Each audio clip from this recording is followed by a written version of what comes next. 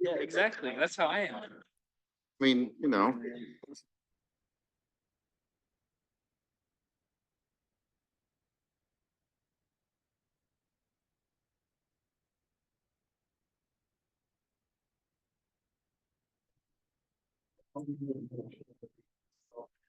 Yeah, Jason.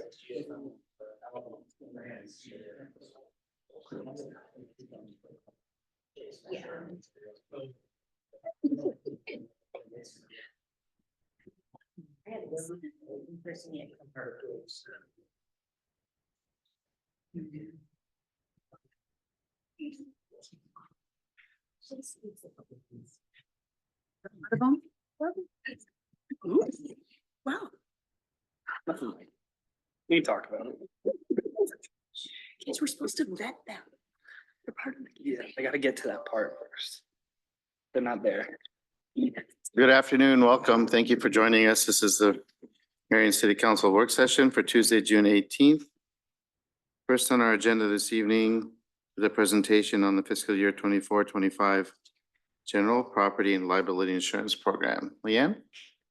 Thank you, Your Honor. I would invite Chris Faraday and Iris from PDCM Insurance to present on this item. Welcome. Thanks for having me on this windblown day. Always a pleasure to be back with you. Thank you. And thanks great to spend time with the wonderful staff. Just as a quick side note, I always want to acknowledge there's a tremendous amount of work that goes into preparing these documents behind the scenes. And Leanne and Stacy and the entire team have done a phenomenal job of getting us the information that we need in order to do our jobs. And there is a voluminous number of hours it takes to get this info, and they're fantastic to work with. And we just want to really acknowledge them and thank them for their work. So as many of you may know, the insurance marketplace is in a really tough space in the state of Iowa. We're starting to hear from people that we work with, organizations that we work with, that the insurance marketplace and especially the property insurance marketplace is continuing to be a tough place to live. We're certainly no stranger to that in Eastern Iowa, as we've been through a fairly significant exposure in a period of time with the derecho. But what I really wanted to do today is just walk you through what was continuing to be a problem across the industry. Last year, there were 28 separate billion-dollar insurable events across the country. And when this happens, it creates a tremendous strain on the insurance industry. The industry can't price forward for the types of severe weather events that we continue to see. And I am a representative for you on your behalf with ICAP. ICAP is the Iowa Community Assurance Pool.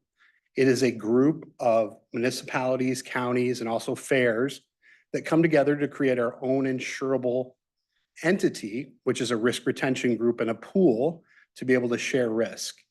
That pool, as it comes together, is subject to the same market forces that traditional insurance companies are. And in this particular year, our property exposure is something that's causing a lot of challenges across organizations. So as we review our renewal and kind of plan of attack for the coming year, it's something that we have to keep on our dashboard. And specifically, the trend was getting better. We were starting to see maybe a little softening in some of the claims. And then as spring rolled around just to our west, we had another billion-dollar insurable event in the tornadoes that went through Omaha, which really wrecked a lot of the models. And we saw, again, a little bit of a turn towards a stronger pricing model for the insurance industry. So I bring that up as kind of a formulation of our discussion of when we look at options, when we look at things that are available in the insurance marketplace, there are times to be able to capitalize. There are times to lead and kind of go to what I would call a flight to quality to make sure that we've got things in places where we need them to have structure. And this is one of those times when the market is in a distressed place. We need to make sure that we're protecting the city of Marion, that we have our structure in place, and maybe isn't necessarily the time to look at every option to switch to be able to find different providers. With that, I'll just stop there quick. Any questions that you may have regarding kind of the property marketplace? And I'm sure some of you are starting to see it even as we're hearing tales of home and auto companies leaving the state of Iowa, not even providing coverage and moving out of the state. Any questions at this point? No? Great. Okay. Thanks, Mayor. Thank you. So I'm presenting, these are our renewal numbers that we have from ICAP. And part of our role as your independent broker is we also go out and look for opportunities in the marketplace to say, are there alternatives to ICAP? Are there things that give us more flexibility, that give us better structure, better pricing and terms? And so this year we were going through that process as well to look at what other options may be out there. So I present to you the numbers that we saw last year, as well as the renewal number that we are looking at from this year. So you'll see a pretty significant jump almost immediately, with a huge portion of that coming from the property insurance that we were talking about. We also will look and review an opportunity that we had from Travelers. Travelers is one of the preeminent public entity insurance companies across the country.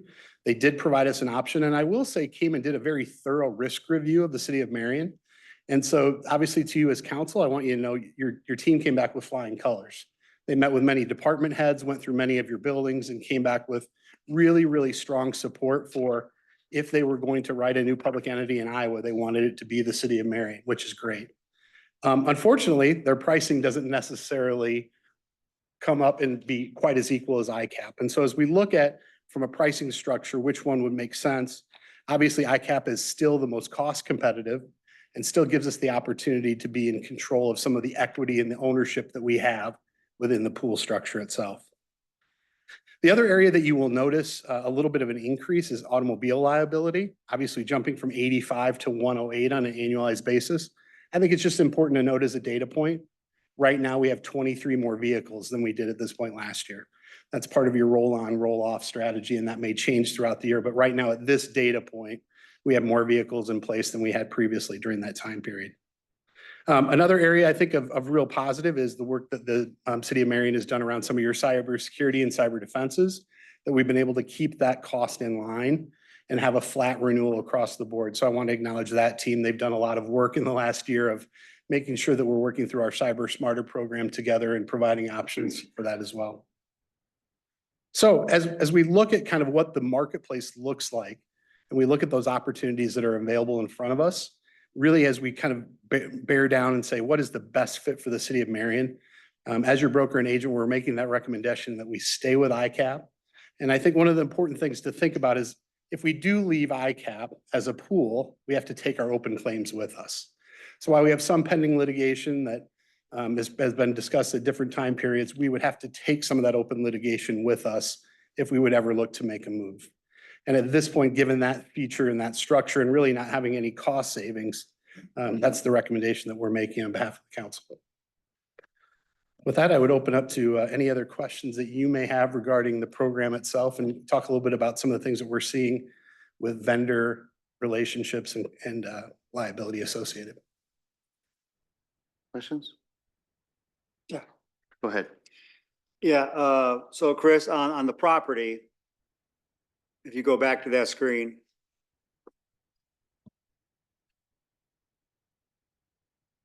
No, well, compare, there you go. Yeah. So it shows property going up 50%, but a large chunk of that, right, is due to the public services building So great question. This coming on board. So my question is, aside from that, comparing apples to apples, what is the property increase? So great question. This does not yet reflect the new building coming on board because That it's does not? correct.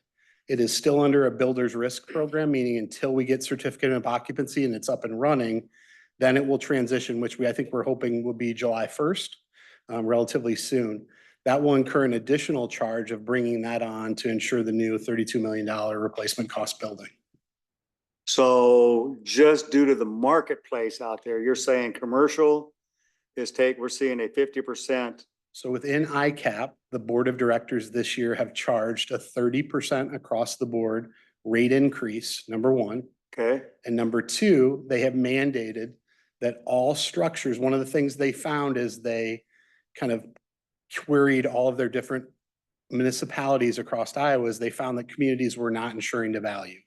So they have mandated a 10% increase in construction values on every building that's insured within ICAP.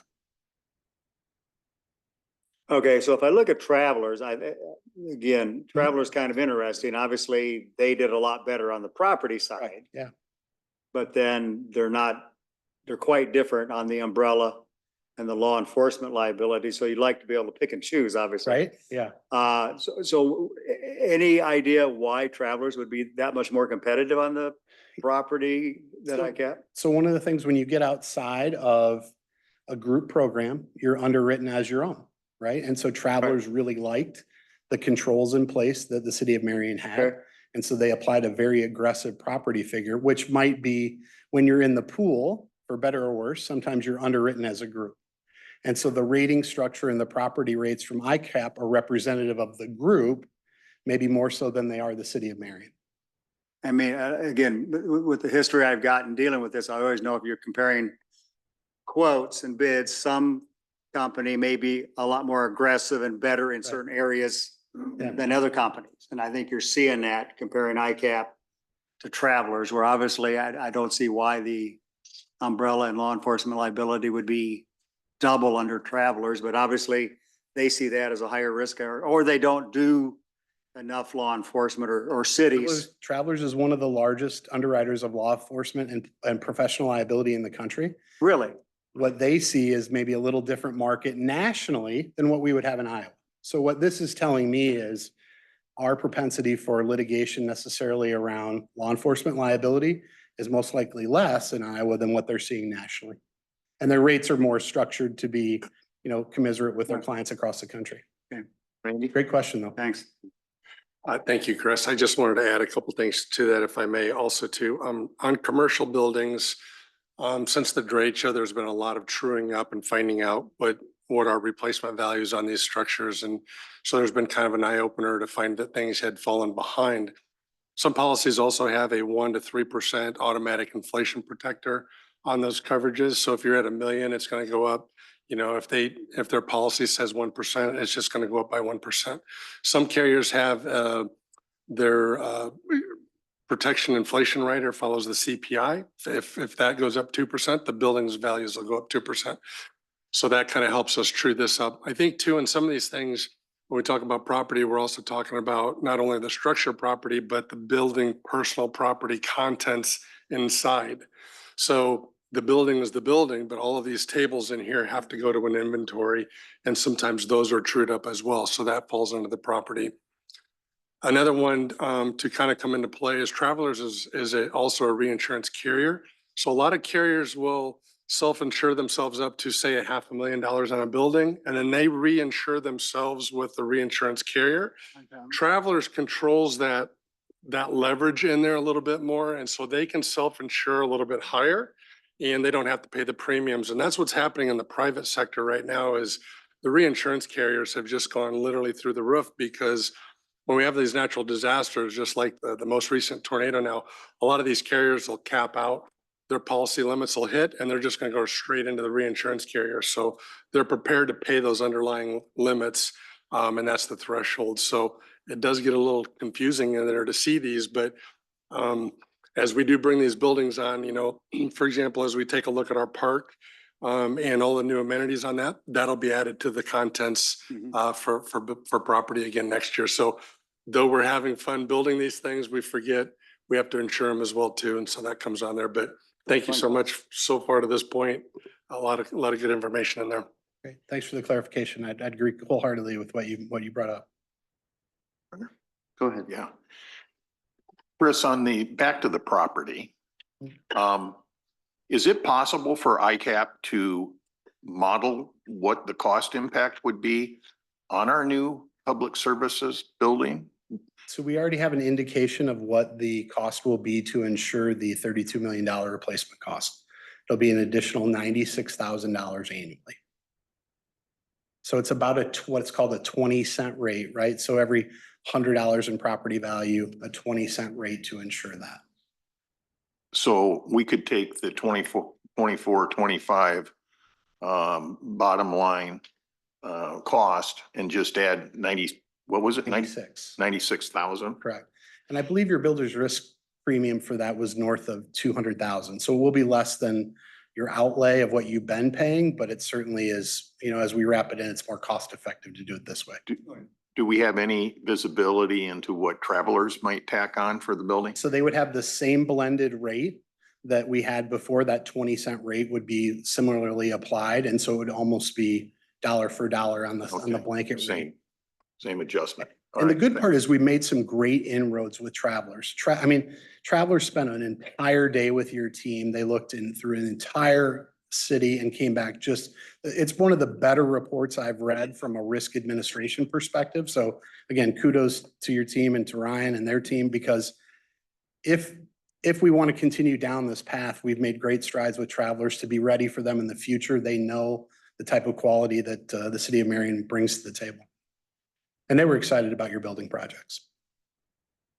thank you. Who else? No further Great. questions? No further Anything questions? else? Nothing else from our end. I think the only other piece that we would continue to share is we continue to look on the risk landscape of how we're helping communities prepare through contractual agreements with construction requirements, with vendor requirements. As we're doing more and more construction, as we bring those folks in, looking at how we're tying up and making sure our vendors are protecting us. For example, we just had a community that did a roofing project, forgot to ask for additional insured status from a contractor. The roof blew off in the middle of the contract, water went down the walls, and they didn't have the correct pieces in the puzzle. And so I know Leanne and her team are working with us on a project right now to help contractors identify how to best protect when we hire them as the city of Marion, so that they've got the protections we need to make sure that we're covered while they're doing the work. So that's something that you'll be hearing a little bit more about as council as we continue to work through that process. And that, Thank you. thanks for the time. Appreciate you Appreciate it. working Glad your to be in time. front of you. Thank you. Thanks. Leanne, do you have anything to add or? No, nothing bad. Thank you. Our next item is a presentation and discussion on the new public service maintenance facility. Mike Barkwell. Good afternoon. So you should have this, hopefully. It's emailed to you, and I think you got a copy of it. Rachel. All right, so high level though, we're gonna go through some numbers. So I broke things into a couple buckets. In your email, you do have this though, and we can get you copies for Thursday, just so you have them. But this gives you more detail than I want to necessarily go through. Similar to our bid tabs, I'm not gonna walk through every number. So high level, right now, as far as contracts that are managed by Conlon, originally it was $28.9 million worth of contracts. We've had $1.8 million worth of change orders. So the contract to date is just those two numbers added together. The amount paid to date is 24.8 million, which means we have 5.9-ish million left to spend that's under contract. So numbers that pop out maybe right there is that $1.8 million worth of change orders. When you dive into this, if you look at Mid-States Concrete, it's the precast. That change order alone is 1.812. And that's for storage of the precast. So if we take that portion out of it, then we have change orders that are just under $2,000. So. So the reason for it was. Because there was a lawsuit. And that was called back. Yeah, so we had to, all the material was built, we had to store them, we had to pay for that storage for that time during the lawsuit while we were fixing everything, so. But just wanted to show that it's skewed, so. So now we're looking at, these are the items that are owner furnished, owner installed. So items, for those of you that went on the tour, are parallel lifts, some of those components, the site grading, all the rock that we put down before Pelling got there. There's flag poles, there's all kinds of different things that we are putting into that project. So with that, our current estimate is 2.9. There's a Conlon contingency in there. It was originally 950,000. We've used 280,000 of that, so there's still 685,000 remaining of that contingency. So the amount paid out of this portion, because a lot of this might be landscaping and stuff that we haven't actually paid for yet, or some of the rock that maybe we haven't paid for the rock tickets that Pelling's out there paving for now. So this one, there's still 2.2 million out there. So combining those then together, we have $8.1 million that is to be expended if we expend everything that's in that contingency. So obviously, that's not our goal. We've done a very good job monitoring this project to make sure that we stay under that. So we would be, if we spent every dollar that we had in the contingency, we'd be over budget by $242,000. In the grand scheme of things, that's not a lot in the total $32 million project. But that's not our plan. We're not planning on spending that. And I can tell you, every week when we have those meetings, we're pushing back. So want to point out those major things as far as the financing. Are there any questions on that? Again, just very high level. Again, you can go through the spreadsheet and see all the numbers, but just wanted to go very high level so you could see where we're at. So even a worst case scenario, we're doing good. Questions? All right, so some things that kind of were curveballs that got thrown at us. So with the owner supplied stuff, we didn't actually know how much of that we were gonna do. It was just kind of, there was a table in the plans that said owner supplied, owner furnished, but that didn't necessarily include everything. So some of that we kind of found out as we went through the project. So commissioning of the building, that was not originally part of the project. The filling station for the jet truck, there was nowhere to actually fill that unless we hooked up to a fire hydrant. Fencing, perimeter fencing, so we can secure the facility, electric entrance gates, the landscaping. We need to meet our own city standards and make sure that we're putting in the proper landscaping along 44th. The fiber connection, so we can communicate with the rest of the city and get our traffic signal loops in there as well, so that we can have our feeds and see the traffic that's happening in real time. There was flag poles that are on the south side, and then there's fueling. So we had to run power. So on the east side of it, we'll have 3 tanks today, but we ran extra wires that will be for the future for the biodiesel. And that takes additional pumps. So we made sure to plan for the future. We also added, just thinking off the top of my head, we looked at solar and ran at least a line out so that we could add that to it. We can't add it to the actual structure. We would have to do a field. We also did some underground plumbing for a future bathroom in the large garage area. There's no bathroom back there, so they have to traverse quite an area to get there. So there's a lot of things, even with all these things kind of not in the original estimate, but being thrown at us, just another way that showing that we're doing everything that we can to keep this project within its scope. Any questions on these? Go ahead. Mike, what is it a structural support that doesn't allow us to put roof solar arrays? From what I understand, so we asked them, can we put solar panels on it? And there was a very small area above the office that was strong enough to put them. Yeah. Well, maybe the hidden advantage to being ground mount is ease of maintenance and replacement if you have to. So, okay, I was just But we curious. at least got the line out of the building so that we can build that field array in the future, Okay. rather than tear up brand new concrete. From the main entrance of the building on the south side, where would that array go? Well, it's fed, so it goes east out of the building, and then we'll figure out where it goes from there. Oh, okay. Whether it's on the west side near the existing facility, or whether it's south of the wetlands, there's options. Okay, thanks. Any questions? Okay. Oh, yes. Go ahead. Move-in date. Not yet. Oh. All right. See, next slide. Potential, so the project substantial completion, lots of dates here. June 24th. I do want to say these are all tentative because as we know with construction projects, things happen. So the commissioning, we've already had the kickoff meeting on that. The fluid storage, so that's the room that those of you that were there today. So that's where we actually put the tanks that go in there. So there's gonna be some racks that we actually install now from Welter. And then we'll relocate stuff from the existing facility and bring it down to the new facility. Once those racks are empty at the old facility, we'll bring those racks down too. So we're reusing as much as we can on that. The furnishings is July 29th. Lockers and benches, August 1st. Tentative move-in is August 15th. The vehicle lifts, so those are those two parallel lifts that we walked through that were just void.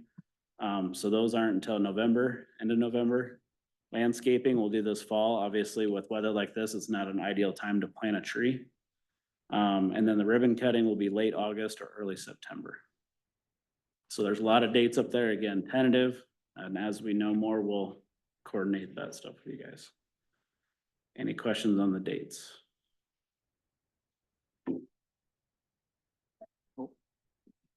All right, so some different components. So this is and we're gonna talk about this project as well on Thursday. This is the fire training tower. So the existing facility is right off the map over here. This is the drive that you came in on today. Up here, off this side, is our salt storage. And so this will be the way that, we'll build this road. As part of that, it'll be gravel for a little while. So you get to that salt storage. The first fire training tower will go here, and then at a future date, there's a burn tower that's gonna plan to go there. So the package that we'll talk about on Thursday is talking about the grading, utility, and foundation package for that footprint. And then they'll do a separate package for the actual building, and then we'll come in and do a third package for the paving after the building's constructed. So with this, if you can't tell, some of this is our rows of where we do our composting today. And so some of that, we may have to relocate over to 44th a little sooner so we can get that done. But because the bids came in so well, we'll work through that. So, and again, we'll talk about that Thursday. So any questions about the fire tower? Because they're all kind of intermingled here in this project. Anyone? All right, so we've actually started looking at the concept plan for the east side of 44th. So if you turn your head to the right, up is north, or to the right is north. So what we have here is we have the residential area. So you would come in here, drop off your glass and your recycling. We would have a building that we would build similar to the one that we have now that has the cardboard crusher and just the operations for the staff. And then you'd have your drop off for leaves and branches. You'd have your compost and mulch piles to pick up. So the public would kind of be limited to this area. Then we would have our compost processing area down here. We'd have our compost rows. Then this entrance then would be for staff only. And this is a way that we can combine parks, public service, water, all to kind of have a coordinated area that has storage. So we just threw some different stuff in here, but we have lime storage, topsoil, granular subbase, class A, and miscellaneous. So we can have kind of those buckets of areas of go in there and use that and use a central suppository area. We also have a snow dump area and miscellaneous processing. So for example, in the wintertime, when the water department has a water main break, they don't have really the time to sit there and separate the asphalt from the brick, from the concrete, from the soil. They're just gonna dig everything up and bring it out here and put it. Then in the summer, when things dry out, then they can actually sort that and put it where it needs to go. So this is our first concept that we've kind of looked at, but just to kind of give you an idea, we're forward thinking on that.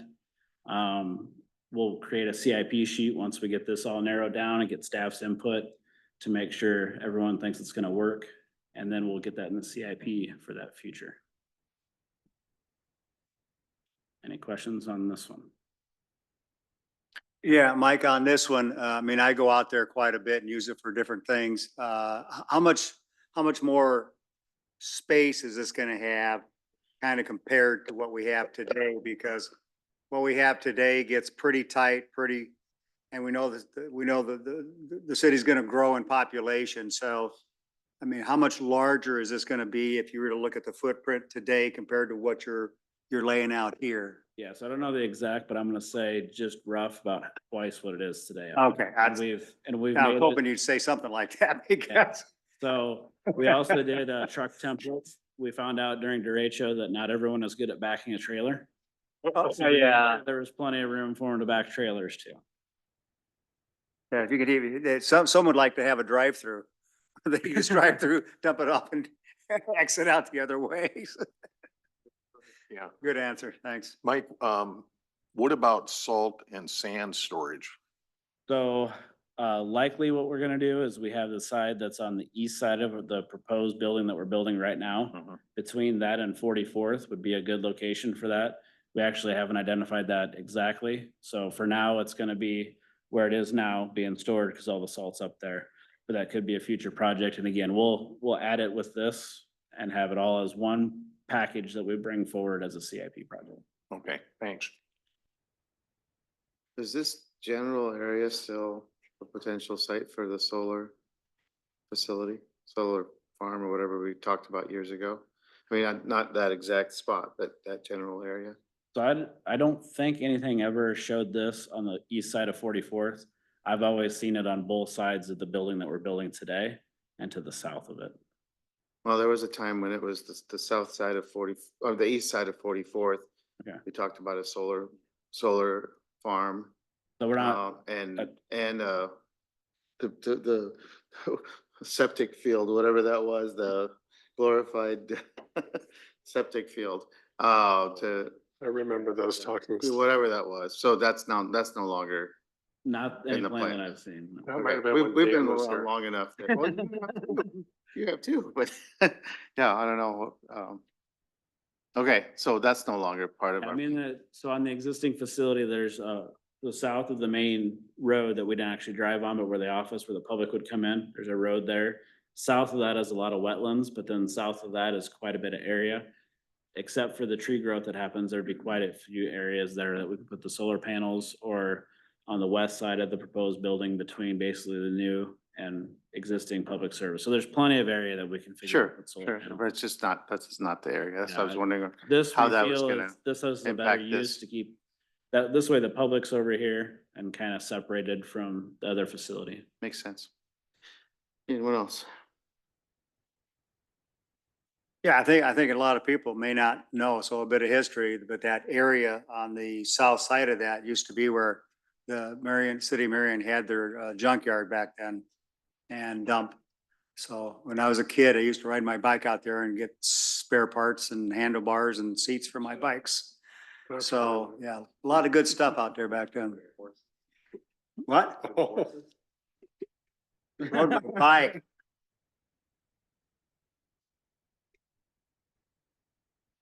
I get it. Anyone else with questions? Okay, All right. you have more, Mike? Yep.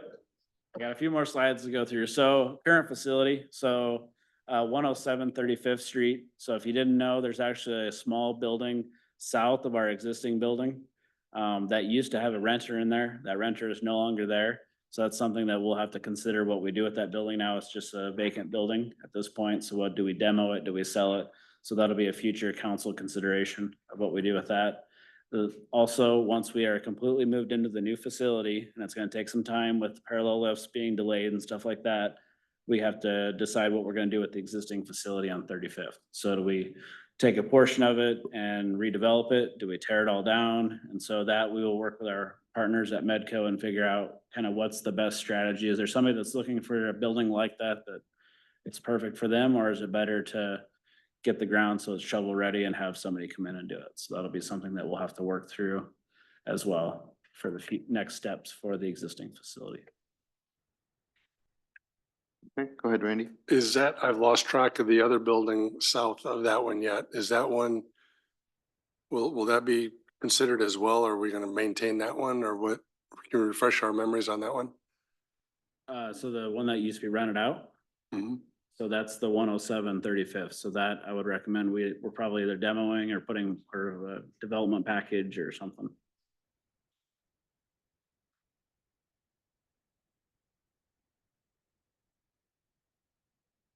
And that's all I have for updates on public service. Good. Any further questions? All right. That's Mike. Next item is the agenda review for Thursday.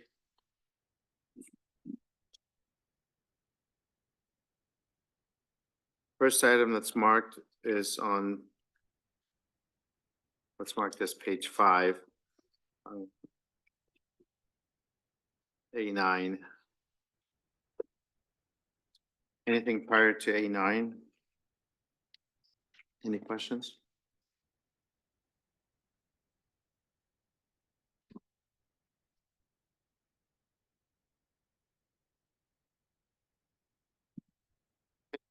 Deanne? Thank you, Your Honor. This is a resolution naming depositories and deposit limits. This would update our current depository resolution, and we have been working. So I would like to thank the Investment Oversight Committee and council members Randy Sterned and Grant Harper for their help in that committee. This is work as we continue. We had updated our financial policy. We'd done the money manager RFP and moved our investment portfolio to US Bank. The last step that we wanted to put into place is a CD portfolio, and this is that last step before we can go out and start doing bids for CDs. The institutions in bold are ones that are on our existing depository resolution, and those that are not bolded are being added or are being requested to be added. And I just wanted to note, we did ask Farmers State Bank if they would be interested in increasing their depository limit. I'm going to go ahead and talk a little bit about the next agenda item, A10, because it's related. Farmers State Bank was very interested in increasing the limit, but only for a CD portfolio because they're kind of at their limit on what they can do at our current rate. So our rate under contract with Farmers State Bank was the SOFR 30-day average plus 0.11%, which is 5.44% for June, which is more than you can generally get in a CD. So they were interested in being able to compete on the CD front, but not be able to provide on our operating account at that rate additional amount. So asking that we increase Farmers State Bank to 85 million and add language to our existing agreement to 70 million to allow them 15 million in CDs bidding. Any questions? It's kind of a mouthful. Going forward, we would look to approve a depository resolution annually in conjunction with our financial policy, as that is best practice.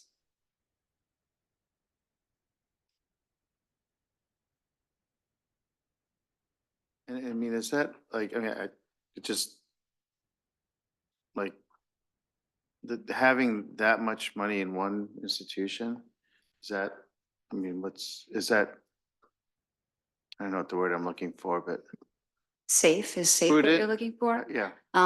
We are looking to maximize the amount of interest that we get on our funds. As far as safety in Iowa, there are rules that if a bank does go defunct, all banks actually pay into a insurance. Steve might know more about this, having worked in banking in his former life, but and we do look at their, I'm trying to think of the right word, their collateral, if you will, their deposits on hand. So in my opinion, yes, we are safe at our 70 million at Farmers State Bank.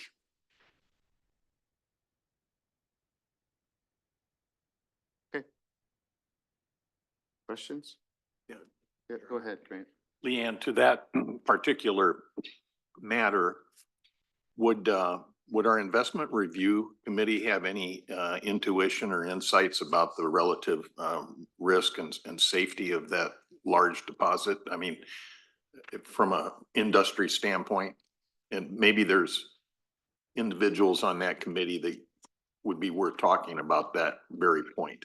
We certainly could. At the last meeting that we had, we actually talked a lot about the CD portfolio and at what level we might be comfortable with each. And there is a call report that you can run on a quarterly basis for a bank and see how much money they have invested in, I shouldn't say invested, but how much money they have in state and municipal deposits. And you can also look at what they have available in capital. And that's kind of what you look at to see is a bank solvent or not.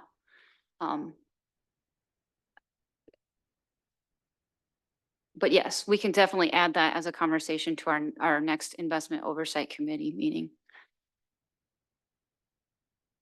We'll say also, if I could just add, it is not uncommon for an institution, I mean, a city to have a large amount at one bank because we do that RFP process and that's what's holding our operating funds. So liquid cash available to spend. Farmers cannot go higher than 70 because they're a smaller bank. And when I say 70, 70 plus the 85, but at the rate.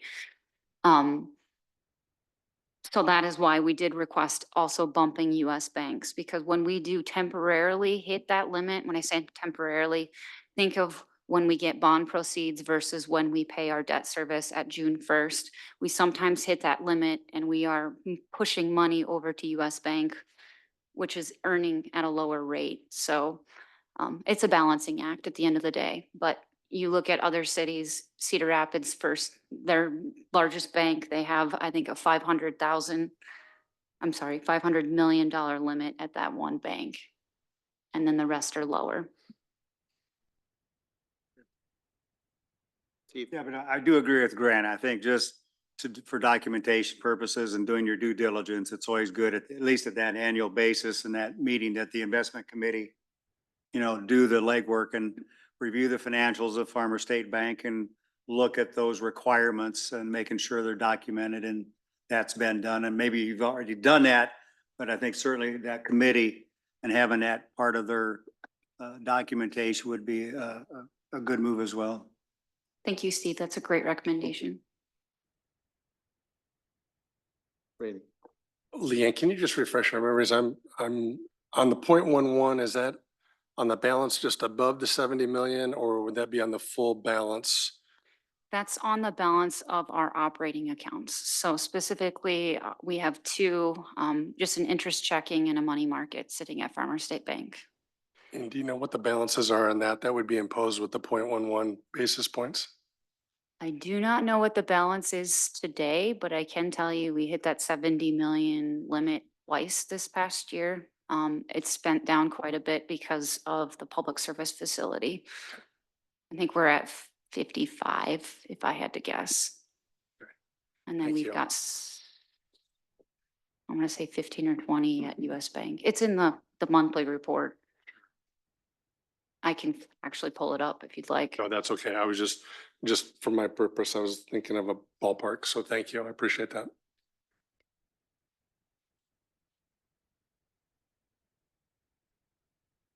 Okay, any further questions on that? Any further questions on that item? Do you have anything else, Leanne? Not on those items. Thank you. Okay, then you have the hotel motel. Yes. This is our annual hotel motel program. Just wanted to remind everyone that we did make one change to the hotel motel program this year, and that we direct allocated out Uptown Marion and the Marion Chamber of Commerce as part of the budget process. So they were not included in this program this year. And then on the next slide are the recommendations that were provided by the committee. And thank you to Randy Sternad because he is on that committee. Any questions?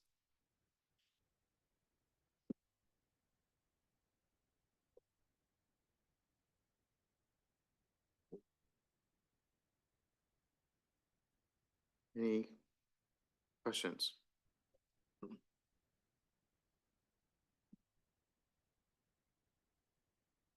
All right, thank you. The next item is A19. That's marked for discussion. Are there questions on any items prior to A19?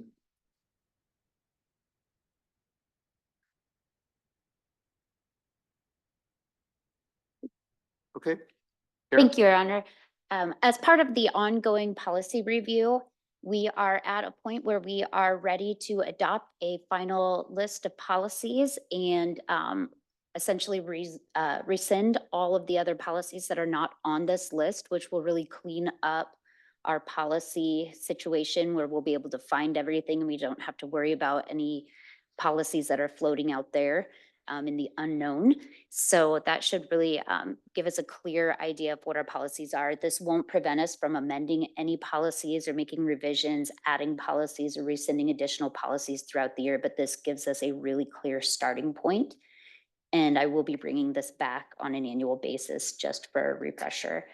The next steps for the policy review will, in addition to the ongoing yearly regular reviews that I'm doing, We will be looking at publishing the policies so that they will be accessible to the public on our website. Okay, questions? Kara? Thanks for all your work on that. It's a big job. Okay. Next item that's marked for discussion is F2. Are there any questions on E1 and F1?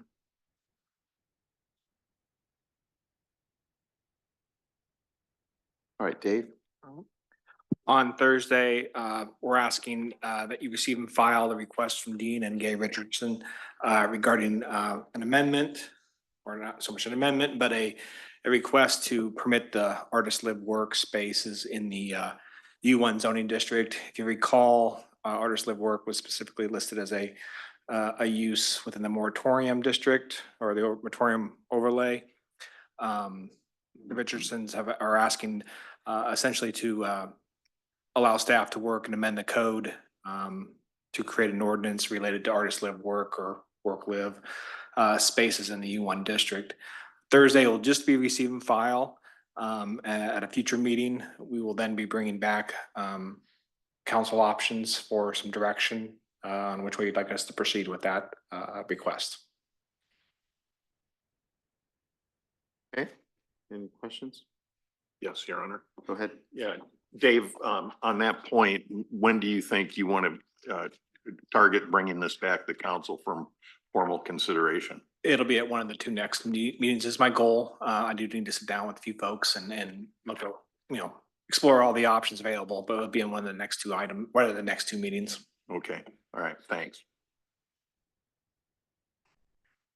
Thanks, Dave. Mhm. Any questions on F1?